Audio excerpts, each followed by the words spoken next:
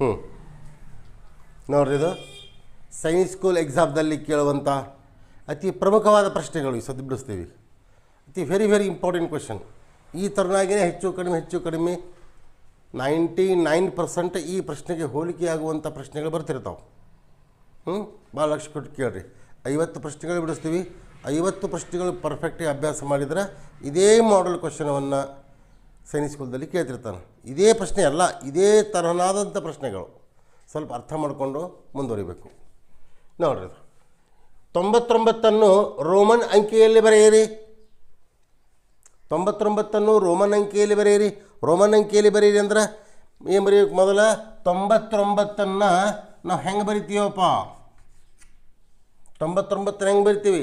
90 ಬರಿತೀವಿ. 90 + 9 ಈ ತನ್ನಾಗಿ ಬರಿಬೋದು. 90 ಬರಿಬೇಕಾಗಿತ್ತು ಅಂದ್ರೆ 100ರಲ್ಲಿ 10 ಕಳೆದಾಗ ಎಷ್ಟು ಉಳಿತದ? 90. ಅಂದ್ರೆ 100ರಲ್ಲಿ -10 ಕಳಿಬೇಕು +9 99 ಆಗಿ ಆಗ್ತದೆ ಅದು. ಅಂದ್ರೆ 100 ಬರಿಬೇಕಾದ್ರೆ ಏನು ಬರಿತೀವಿ? ಸಿ ಬರಿತೀವಿ. 100 ಬರಿಬೇಕಾದ್ರೆ ಸಿ ಬರಿತೀವಿ. ಕಳಿಬೇಕು ಅಂದರೆ ಸಿ ಬರ್ತೀವಿ. ಈ ಸಿದಲ್ಲಿ ಅಂದರೆ ಸಿ ಅಂದರೆ 100 ಆಯಿತು. ಸಿದಲ್ಲಿ 10 ಕಳಿಬೇಕು ಅಂದರೆ ರೋಮನ್ ಅಂಕಿಯಲ್ಲಿ ಅಂಕೆಯನ್ನು ಹಿಂದೆಗಡೆ ಬರಿತೀವಿ. 10 ಕಳಿಬೇಕಲ್ಲ. 10 ಏನಂತೀವಿ ನಾವು? ಎಕ್ಸ್. ಹಿಂದೆಗಡೆ ಬರೆದಾಗ ಕಳೆದಂಗೆ, ಮುಂದಗಡೆ ಬರೆದಾಗ ಕೂಡಿಸಿದಂಗೆ. ಆಮೇಲೆ +9 ಏನು ಬರಿತೀವಿ? 10ರಲ್ಲಿ 1 ಕಳಿಬೇಕಲ್ಲ, ಹೌದಲ್ಲ? 10 ಬರ್ದೀವಿ. 1 ಕಳಿಬೇಕು. 1 ಕಳೆದ್ರೆ 10ರಲ್ಲಿ 1 ಕಳೆದ್ರೆ ಎಷ್ಟಾಗ್ತದೆ? 9 ಆಗ್ತದೆ. ಅಂದ್ರೆ ಹಿಂದಗಡೆ ಬರೀಬೇಕು. 1 ಆಯಿತು. ಅಂದರೆ ಏನಾಯ್ತು ಇದ್ರ ಉತ್ತರ?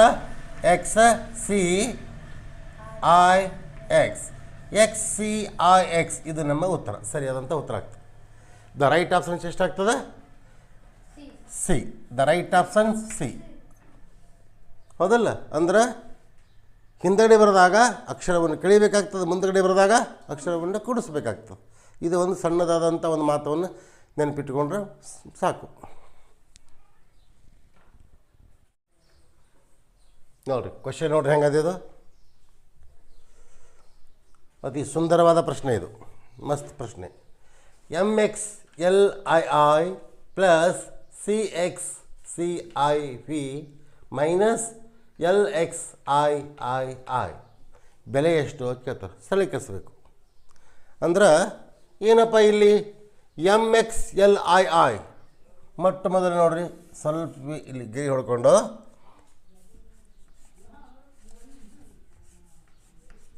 MXLII.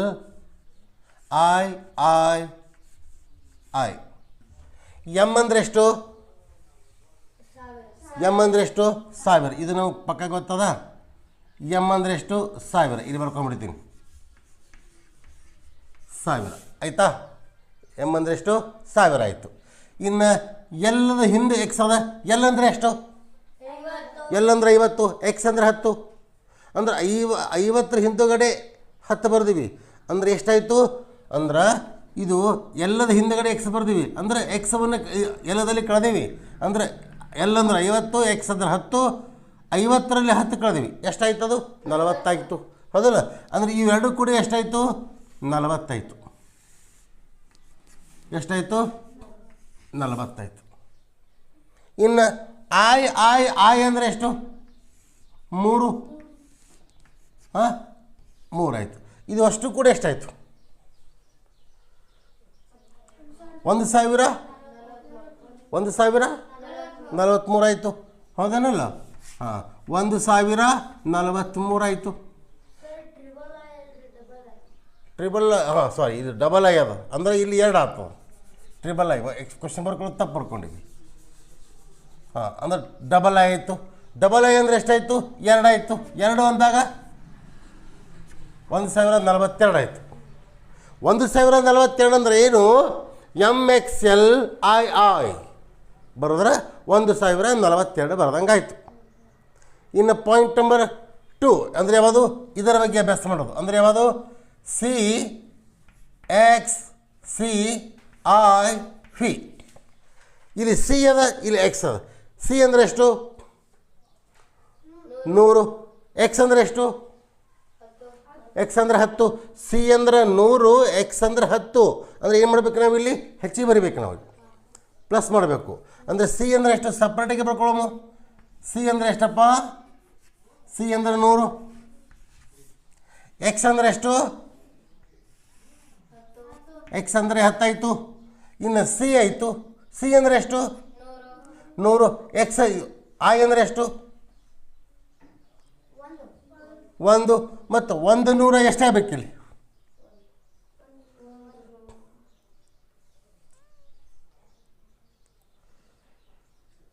ಸ್ವಲ್ಪ ಸಮಸ್ಯೆ ಆಯ್ತಲ್ಲ.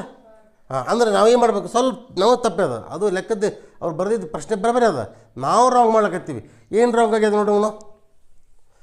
ಇದು ನೋಡ್ರಿ, ಇಲ್ಲಿ ಏನಾಗಿದೆ? ಇದು ಸ್ವಲ್ಪ ಈ ಕಡೆ ಲಕ್ಷ ಕೊಡೋಣ. ಸಿ ಅಂದರೆ ಎಷ್ಟು? 100. ಪರ್ಫೆಕ್ಟ್ಲಿ ಗೊತ್ತದ? 100. ಇನ್ನು ಎಕ್ಸ್ ಅದ, ಇಲ್ಲಿ ಸಿ ಅದ. ಅಂದರೆ ಸಿದು ಹಿಂದ್ಗಡೆ ಎಕ್ಸ್ ಅದಲ್ಲ, ಇವೆರಡು ಕೂಡ್ತಾವೆ. ಎಷ್ಟಾಯ್ತು ಈಗ? ಅಂದ್ರೆ 100ರಲ್ಲಿ 10 ಮೈನಸ್ ಮಾಡಬೇಕು. ಅಂದರೆ ಸಿದು ಹಿಂದ್ಗಡೆ ಎಕ್ಸ್ ಅದ, ಅಂದರೆ ಎಕ್ಸ್ ಸಿ ಅಂದರೆ ಎಷ್ಟಾಯಿತು? 90 ಆಯಿತು. ಇನ್ನು ಐ ವಿ ಅಂದರೆ ಗೊತ್ತದಲ್ಲ, 5. ವಿ ಅಂದ್ರೆ 5, ಇದು 1 ಆಯಿತು. 5ರಲ್ಲಿ 1 ಕಳೆದ್ರೆ 4 ಆಯಿತು. ಅಂದರೆ ನಾವು ಡೈರೆಕ್ಟಾಗಿ ನಾವು ಇಷ್ಟಂತೂ ನಮ್ಗೆ ಗೊತ್ತಾಗಿ ಆಗ್ತದೆ. ಇದು ಈಸಿ ಆಯ್ತು. ಇದು ಎಷ್ಟಾಯಿತು? 194 ಆಯಿತು. 194 ಆಯಿತು. ಆಯಿತಾ? ಇನ್ನು ನೆಕ್ಸ್ಟ್ ಏನು ಉಳಿತು? ಇನ್ನೂ ಒಂದು ಸ್ಟೆಪ್ ಅದ. ಯಾವ ಸ್ಟೆಪ್ಪಪ್ಪ ಹೇಳಿ ನೋಡೋಣ.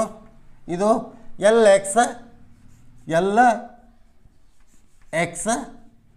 ಐ ಎಲ್ಲ ಮುಂದೆ ಎಕ್ಸ್ ಅದ.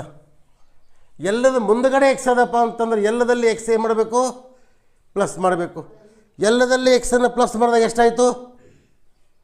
ಎಲ್ಲದಲ್ಲಿ ಎಕ್ಸನ್ನು ಪ್ಲಸ್ ಮಾಡಿದಾಗ ಇದು 50 ಆಯಿತು, ಇದು 10 ಆಯಿತು. ಎಲ್ ಎಕ್ಸ್ ಅಂದರೆ ಎಷ್ಟಾಯಿತು? 60 ಆಯಿತು. ಎಷ್ಟಾಯಿತು? 60 ಆಯಿತು. ಇನ್ನು ಐ ಅಂದರೆ ಎಷ್ಟು? 3 ಅದ. 3 ಆಯಿತು. ಎಷ್ಟಾಯಿತು? 63 ಆಯಿತು.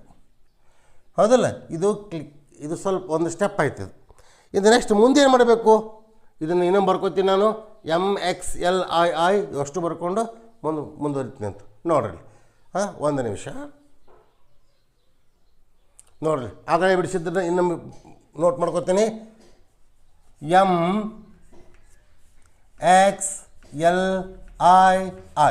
MXLI ಆಗಲೇ ಏನಾಗಿತ್ತು ಹಿಂದ್ಗಡೆ ನೋಡಿ ಸ್ವಲ್ಪ? 1000 1042 1042 ಆಯಿತು. ಇಲ್ಲಿ ಪ್ಲಸ್ ಅದ, ನಾವು ಪ್ಲಸ್ ಹಾಕ್ಕೊಂಡಿವಿ. ಇನ್ನು CXCIV ಅಂದರೆ ಎಷ್ಟಾಗಿತ್ತು? 194 ಆಗಿತ್ತು. ಹಿಂದೆ ಸ್ವಲ್ಪ ನೀವು ವಿಡಿಯೋ ಬ್ಯಾಕ್ ಹೋಗಿ ನೋಡ್ಕೊಂಡ್ರೆ ನನಗೆ ಗೊತ್ತಾಗ್ತದೆ ಎಷ್ಟಾಗಿತ್ತು. 194 ಮೈನಸ್ ಅದ, ಮೈನಸ್ ಬರ್ಕೊಂಡೆ, ಇಲ್ಲಿಂದ ಮೈನಸ್ ಹಾಕೋತೀನಿ. ಇನ್ನು LXII ಅಂತ ಎಷ್ಟಾಗಿತ್ತು? 63 ಆಗಿತ್ತು. 63 ಅಲ್ಲ, ಹಾಂ ಸರಿ, 63 ಆಗಿತ್ತು. ಎಷ್ಟಾಗಿತ್ತು? 63 ಆಯಿತು. ಇದ್ರ ಬಿಡಿಸ್ರಿ ಮೊದಲ ಗಣಿತದ ನಿಯಮದ ಪ್ರಕಾರ. ಮೊದಲು ಪ್ಲಸ್ಗಳು ಒಂದು ಕಡೆ, ಮೈನಸ್ಗಳು ಒಂದು ಕಡೆ ನಾವು ಕಲಿಸಿದ್ದೇವಲ್ಲ, ಆ ಪದ್ಧತಿಯನ್ನು ಮುಂದುವರಿಸ್ರಿ. ಅಂದ್ರೆ ಇವೆರಡು ಕೂಡಿಸಿದಾಗ ಎಷ್ಟಾಗ್ತದೆ ನೋಡ್ರಿ? 1000. ಹಾಂ, 1236 ಆಯಿತು. ಮೈನಸ್ 63 ಮಾಡಿರಿ. 1000 ಈಕ್ವಲ್ ಟು 1173. ಈ 1173 ಮತ್ತೆ ರೋಮನಕ್ಕೆ ಬರೀಬೇಕು ನಾವು. ಅಂದ್ರೆ ಹೆಂಗಪ್ಪ ನೋಡ್ರಿ, ಇಲ್ಲಿ 1173 ರೋಮನ್ ಅಂಕಿಯಲ್ಲಿ ಬರೀಬೇಕು. ಯಾಕೆ? ಆಪ್ಷನ್ಸ್ ರೋಮನ್ ಅಂಕಿಯಲ್ಲಿ ಇದಾವೆ. ಹಿಂದೂ ಅರಬಿಕ್ ಅಂಕಿಯಲ್ಲಿ ಬರೀ ಅಂದಾಗ ಇಷ್ಟು ಬರಿತೀವಿ. ಆದರೆ ಆಪ್ಷನ್ಸ್ ಮಾತ್ರ ಹೊಳ್ಳಿ ರೋಮನ್ ಅಂಕಿಗೆ ಕೊಟ್ಟಾರವರು. ನಾವು ಲೆಕ್ಕಾಚಾರ ಮಾಡಿ ಬಂದಂಥ ಉತ್ತರವನ್ನು ರೋಮನ್ ಅಂಕಿಯಲ್ಲೇ ಕನ್ವರ್ಟ್ ಮಾಡಬೇಕು. ಅಂದ್ರೆ 1173 ಇದನ್ನು ಹೆಂಗೆ ಬರಿತೀವಿ ನಾವು? ಮೊದಲು 1000 ಬರ್ಕೊಳ್ಳೋಮ. 1000 ಆಯಿತು. ಆಮೇಲೆ ಏನು ಬರಿತೀವಿ? 100 ಬರಿತೀನಿ, ಪ್ಲಸ್ 100, ಆಮೇಲೆ 70 ಬರೀಬೇಕು. 70ಕ್ಕೆ ಸಪ್ರೇಟಾಗಿ ಇಲ್ಲ, ನಾವು ಸ್ಟೆಪ್ ಮಾಡ್ಕೋತೀವಿ. 50 ಪ್ಲಸ್ 20 ಪ್ಲಸ್ ನೆಕ್ಸ್ಟ್ ಯಾವುದು ಲಾಸ್ಟ್ ಕುಳಿದಿದ್ದು 3. ಇದನ್ನು ಯಾವ್ಯಾವುದಕ್ಕೆ ಇದೇನಂತ ನಾವು ರೋಮನ್ ಅಂಕಿಯನ್ನು ನಾವು ಆರ್ಡರ್ ಮಾಡಿಬಿಟ್ಟೇವೆ ಅಂದರೆ ನಮ್ಮ ಕೆಲಸವನ್ನು ನಮ್ಗೆ ಗೊತ್ತಾಯಿತು. ಅಂದರೆ 1000ಕ್ಕೆ ಏನಂತೀವಿ ನಾವು ರೋಮನ್ ಅಂಕಿಯಲ್ಲಿ ಎಮ್ ಅಂತೀವಿ. ಎಮ್ ಪ್ಲಸ್ 100ಕ್ಕೆ ಏನಂತೀವಿ ಸಿ ಪ್ಲಸ್ ಎಲ್ಲಕ್ಕೆ 50ಕ್ಕೆ ಏನಂತೀವಿ ಎಲ್ ಪ್ಲಸ್ 20 ಬರಿಬೇಕಾದ್ರೆ ಎಕ್ಸ್ ಬರಿತೀವಿ, XX ಬರಿತೀವಿ. ಎಕ್ಸ್ ಪ್ಲಸ್ 3 ಬರಿಬೇಕಾದ್ರೆ ಐ ಟ್ರಿಪಲ್ ಐ ಇಷ್ಟು ಬರಿತೀವಿ. ಇದನ್ನು ಹೊಳ್ಳಿ ಚಿಹ್ನೆಗಳನ್ನು ರಿಮೂವ್ ಮಾಡ್ಕೊಂಡಾಗ ಏನಾಗ್ತದೆ M C L X I ಇದು ನಮ್ಮದು ಏನಿದೆ ಆನ್ಸರ್ ಆಗ್ತದೆ. ಇದು MCL XX ಐ ಎದರಾಗ ನೋಡಿ MCL XX I right options ಇದು ಆಗೇ ಆಗ್ತದೆ. ದ ರೈಟ್ ಆಪ್ಷನ್ಸ್ ಯಾವುದು ಎ ಆಯಿತು. The right options A. ಇದು ಬಿ ಅಲ್ಲಿಗೆ ಸಾಧ್ಯನೇ ಇಲ್ಲ. ಬಿ ಟಿಕ್ ಮಾರ್ಕ್ ಮಾಡ್ಕೊಳ್ಳೇಬಾರ್ದು. ಯಾಕಂದ್ರೆ ನೋಡಿ ಇಲ್ಲಿ 4 ರಿಪೀಟ್ ಆಗ್ಯಾವಲ್ಲ, ಇದು ಸಾಧ್ಯನೇ ಇಲ್ಲ. ಇದು ಯಾವುದೇ ಅಕ್ಷರವನ್ನು 3 ಸಲ ರಿಪೀಟ್ ಬರಿಬೋದು ಕಂಟಿನ್ಯೂ. 4 ಸಲ ರೋಮನ್ ಅಂಕಿಯಲ್ಲಿ ಬರಲಿಕ್ಕೆ ಸಾಧ್ಯನೇ ಇಲ್ಲ. ಅದು ರೂಲ್ಸೇ ಅಲ್ಲದು. ಅರ್ಥ ಆಯ್ತು ಹೇಳಿದ್ದು? ನೋಡ್ಕೋರಿ, ಲೆಕ್ಕ ನೋಡ್ಕೋರಿ. ಈ ಪ್ರಶ್ನೆಯನ್ನು ಸಾಕಷ್ಟು ಬಾರಿ ನಾವು ಈ ಪ್ರಶ್ನೆಯನ್ನು ಬಿಡಿಸೀವಿ. ಏನು ಭಿನ್ನ ರಾಶಿಗಳ ಮಸಾವನ್ನು ಕಂಡುಹಿಡಿದು 1/4, 3/8, 5/16 ಮಸ ಎಷ್ಟು ಅಂತ ಕೇಳ್ತಾರೆ. ಭಿನ್ನ ರಾಶಿಗಳ ಮಸವನ್ನು ಭಿನ್ನ ರಾಶಿಗಳ ಮಸವನ್ನು ಕಂಡುಹಿಡಬೇಕಾಗಿತ್ತಂದ್ರೆ ಏನು ಮಾಡಬೇಕು? ಭಿನ್ನ ರಾಶಿಗಳ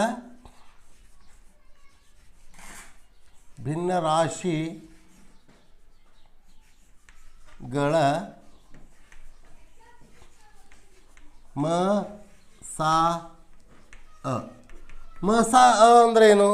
ಮಹತ್ತಮ ಸಾಮಾನ್ಯ ಅಪವರ್ತನ. ಅಂದ್ರೆ ಭಿನ್ನ ರಾಶಿಗಳ ಮಸ ಈಕ್ವಲ್ ಟು ಅಂಶಗಳ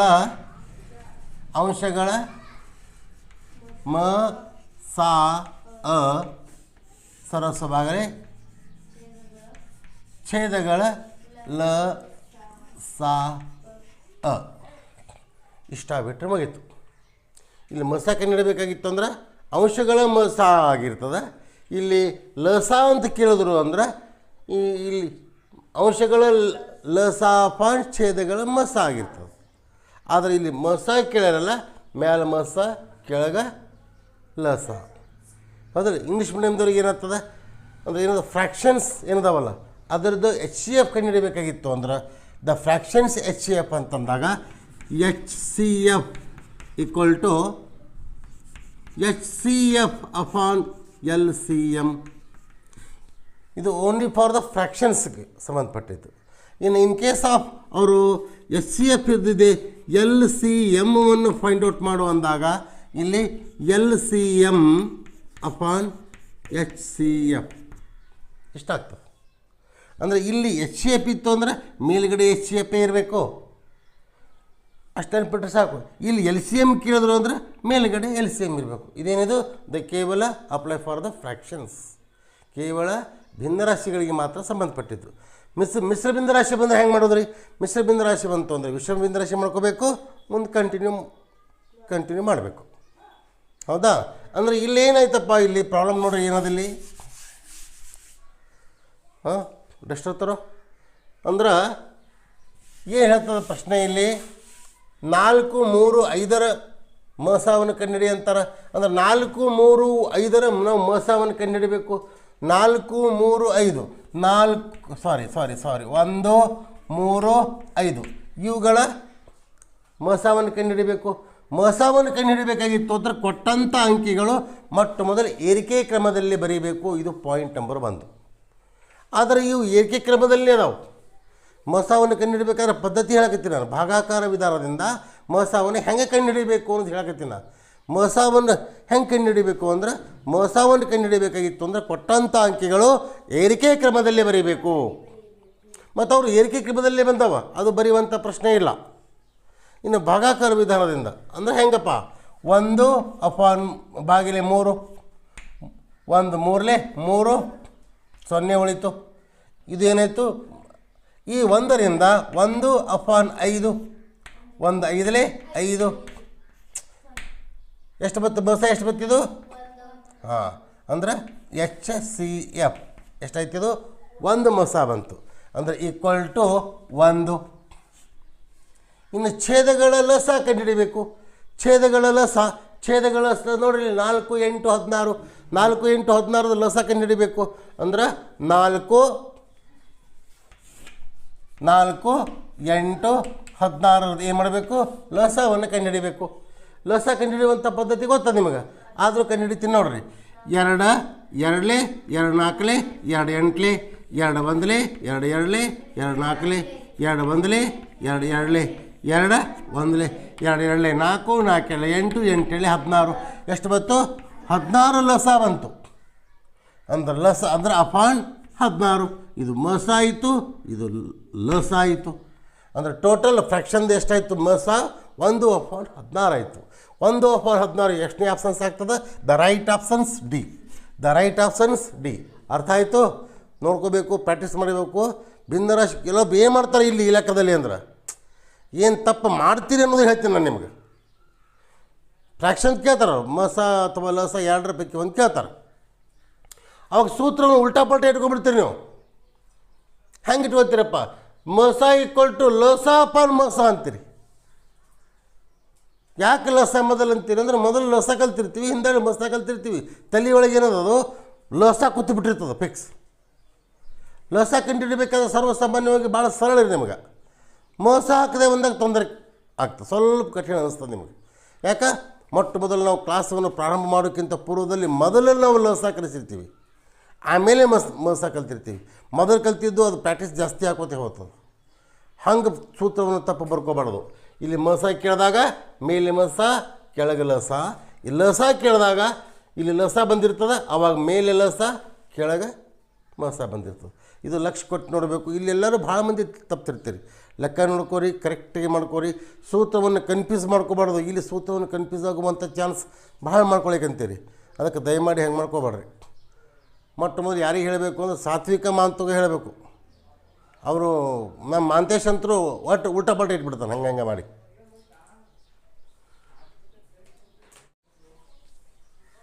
ನೋಡ್ರಿ ಈ ಕ್ವಶನ್ ನೋಡ್ರಿ ಹೆಂಗದ. ಪ್ರಶ್ನೆ ಓದ್ತೀನಿ ನೋಡ್ರಿ. 8x + 12 ಮತ್ತು 14x - 6 ಈ ಎರಡೂ ಪದಗಳು ಒಂದಕ್ಕೊಂದು ಸಮನಾದರೆ ಆಗ ಎಕ್ಸ್ದ ಬೆಲೆ ಎಷ್ಟು ಅಂತ ಕೇಳ್ತಾರೆ. ಅದು ಎರಡು ಪದಗಳು ಯಾವುದಿಲ್ಲಿ? ಮೊದಲನೇ ಪದ ಯಾವುದು? 8x + 12. ಆಮೇಲೆ ಒಂದಕ್ಕೊಂದು ಎರಡು ಪದಗಳು ಅಂತಾರೆ. ಇನ್ನೊಂದು ಯಾವುದು? 14x - 6. ಈ ಎರಡು ಪದಗಳು ಒಂದಕ್ಕೊಂದು ಸಮನಾದರೆ ಅಂತದ. ಏನಂದರು? ಸಮನಾದರೆ ಅಂತಾರೆ. ಅದಕ್ಕೆ ಸಮಚಿಹ್ನೆ ಹಾಕ್ಕೊಂಡಿವಿ.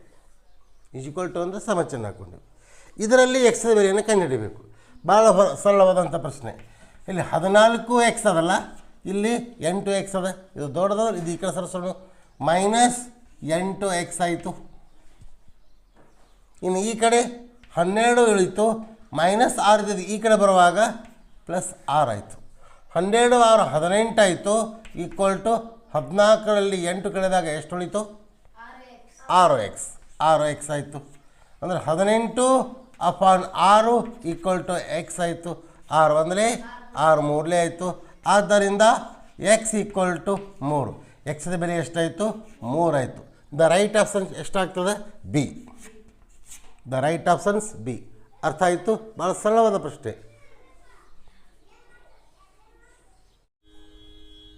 ಈ ಕ್ವಶನ್ ನೋಡಿರಿ, ಸಿಂಪ್ಲಿಫೈ ಇದು.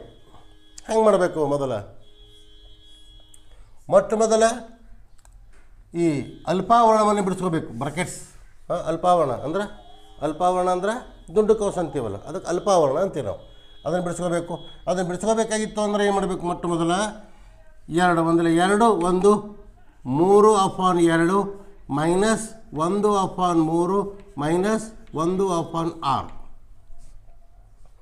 ಇಷ್ಟಾಯಿತು. 1/6 ಆಯಿತಾ. ಆಮೇಲೆ ಇಲ್ಲಿ ಏನು ಮಾಡಬೇಕು, 2, 3, 6 ಲಸ ತೆಗಿಬೇಕು. 2, 3, 6 ಲಸ ಎಷ್ಟು? 2, 3, 6 ಲಸ 6 ಬಂತು. ಹಾಂ, 2 ಎಷ್ಟಲೇ? 2 3ಲೇ, 3 ಎಷ್ಟಲೇ? 3 2ಲೇ, 6 ಎಷ್ಟಲೇ? 6 1ಲೇ, 3 3ಲೇ, 9 ಮೈನಸ್ 2 ಮೈನಸ್ 1. ಇನ್ನು ಇದು ಅಂತೂ ಪ್ಲಸ್ ಅದ, ಅಂದ್ರೆ 9 ಮೈನಸ್ 2 1 3/6. 3ರಲ್ಲಿ 9ರಲ್ಲಿ 3 ಎಷ್ಟು? 6. 6/6 6 1ಲೇ ಈಕ್ವಲ್ ಟು 1 ಬಂತು. ಅಂದರೆ ಇದು ಅಲ್ಪವನ್ನು ಬಿಡಿಸ್ಕೊಂಡಾಗ ಎಷ್ಟು ಬಂತು? 1 ಬಂತು. ಹೌದಾ? ಇನ್ನು ಉಳ್ಕಿದ್ದೆಲ್ಲ ಇದಕ್ಕಿದ್ದಂಗೆ ಬರ್ಕೋತೀನಿ. ಅಂದರೆ ಇಲ್ಲಿ ಇಂಟು ಇರ್ತದೆ, ಇಲ್ಲಿ ಯಾವುದೂ ಚಿಹ್ನೆ ಇಲ್ಲ ಅಂದಾಗ ಅಲ್ಲಿ ಇಂಟು ಇರ್ತದೆ. ಹಾಂ, ಅರ್ಥ ಆಯಿತು. ಆಮೇಲೆ ಹಿಂದಿನ ಸಂಖ್ಯೆಗಳು 1/2 ಮೈನಸ್ ಇಲ್ಲಿ 4 1 4, ಇದು ಒಂದು 5/2 ಪುಷ್ಪಾವರಣ, 5/4 ಪುಷ್ಪಾವರಣ. ಈ ಕಡೆ ಪ್ಲಸ್ ಆಯಿತು. ಇಲ್ಲಿ 4 1 4 2 8, ಇದೊಂದು 9/4. ಹಾಂ, ಇಲ್ಲಿ ಚೌಕಾವರಣ ಮೈನಸ್ ಕೊಟ್ಟಿವಿ. ಇಲ್ಲಿ 2 3ಲೇ 6 1 7/2 ಆಯಿತು. ಹಾಂ, ಇಷ್ಟು ಬಿಡಿಸ್ಕೋಬೇಕೀಗ. ಇನ್ನು ಏನು ಮಾಡಬೇಕಿಲ್ಲಿ? ಈ ಆವರಣದಲ್ಲಿ ಮೊದಲು ಏನು ಮಾಡಬೇಕು? ಇಲ್ಲಿ ಇಂಟು ಅದ, ಇಂಟು ಬಿಡಿಸ್ಕೋಬೇಕು. 2 1ಲೇ 1 1ಲೇ 1 ಆಯಿತು. ಅಪಾನ್ 2ಕ್ಕೆ 2 ಮೈನಸ್ ಕೊಟ್ಟಿವಿ. ಇಲ್ಲೇನು ಉಳಿತು? 5/4 ಉಳಿತು. ಹಾಂ, ಏನು ಉಳಿತು? ಪುಷ್ಪಾವರಣದಲ್ಲಿ ಉಳಿತು. ಈ ಕಡೆ ಅಂತೂ ಚೌಕಾವರಣ ಅದ. ಇಲ್ಲಿ ಪ್ಲಸ್ 9/4 ಚೌಕಾವರಣ 7/2 ಆಯಿತು. ಹೌದಾ? ಇನ್ನು ಇದಿಷ್ಟೇ ಬಿಡಿಸ್ಕೊಂಬಿಡ್ರಿ. ಲಸ ಎಷ್ಟು ಬಂತು ಇಲ್ಲಿ? ಅಂದರೆ ಪುಷ್ಪಾವರಣ ತಗೊಂಬಿಟ್ಟಿಗೆ ಬರ್ತದೆ. ಇಲ್ಲಿ ಏನು ಪ್ರಾಬ್ಲಮ್ ಆಗಲ್ಲ. ಪುಷ್ಪಾವರಣ ತಗೋಬೋದು. ಪುಷ್ಪಾವರಣ ತಗೊಂಬಿಡು ಮತ್ತು. ಹೌದಲ್ಲ? ಈಗ 4 4 2 ಇವುಗಳ ಲಸ ತೆಗಿರಿ. ಎಷ್ಟು ಬಂತು ಲಸ? ಲಸ 4 ಬಂತು. ಲಸ 4 ಬಂತು. ಅಂದರೆ ಎಷ್ಟೇ? 4 1ಲೇ 4 1ಲೇ 2 2ಲೇ 4 9 1ಲೇ 9 ಪ್ಲಸ್ 5 1ಲೇ 5 ಮೈನಸ್ 1 2ಲೇ 2 ಲಸ. ಮತ್ತು 4 ಅಂದರೆ ಲೋ ತಮ್ಮಗಳೇ.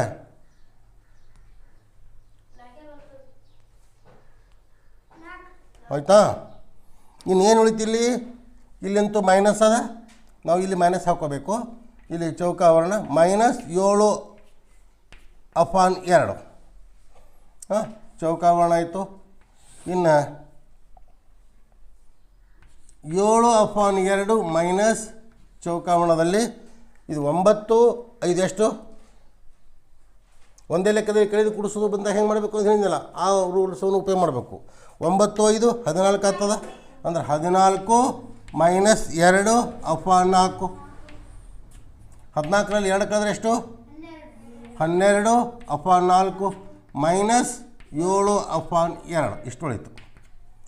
2 ಮತ್ತು 4 ಲಸ ಎಷ್ಟು? 4. 2 ಎಷ್ಟಲೇ? 2 4ಲೇ 4 1ಲೇ 7 4ಲೇ ಎಷ್ಟು? 28. 12 1ಲೇ 12. ಎಷ್ಟು ಉಳಿತು? 28ರಲ್ಲಿ 12 ಕಳೆದಾಗ ಏನಾಗಿತ್ತಪ್ಪ?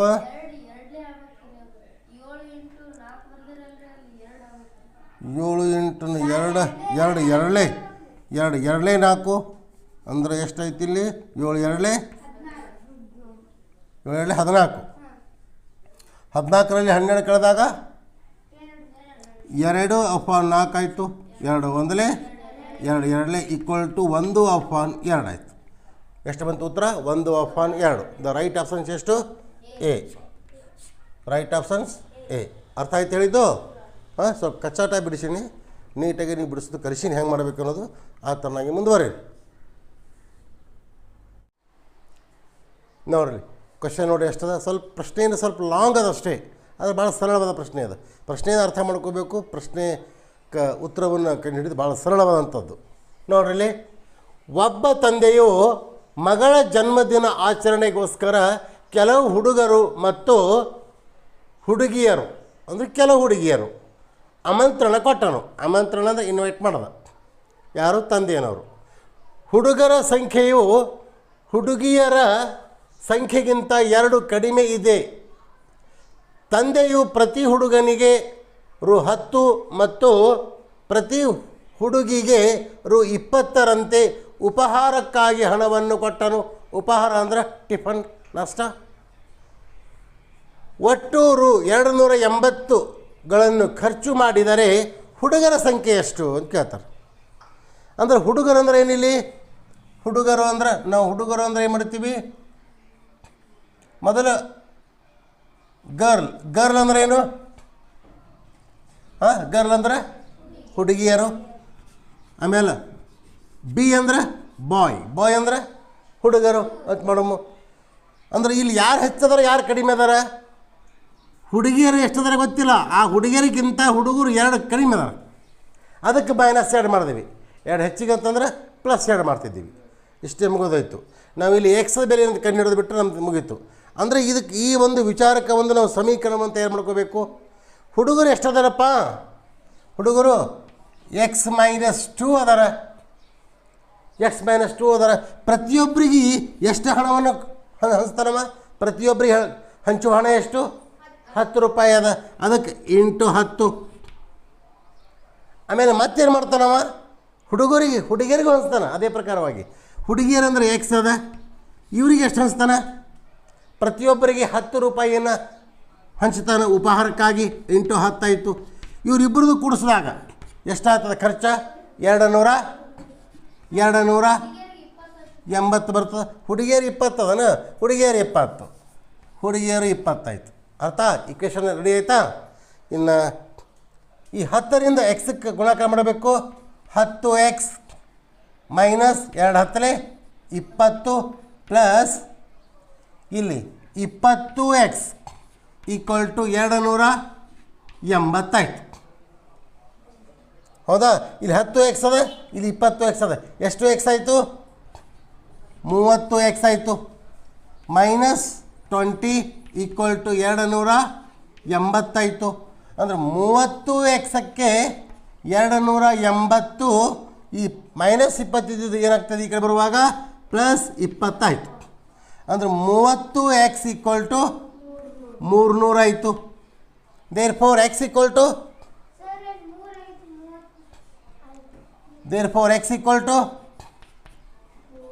300 ಅಪಾನ್ 30. 0 ಹೋಯಿತು. 3 1 3 10 = 10 ಆಯಿತು. ಎಕ್ಸದ ಬೆಲೆ ಎಷ್ಟು ಬಂತು? 10 ಬಂತು. ಆದ್ದರಿಂದ x = 10 ಆಯಿತು.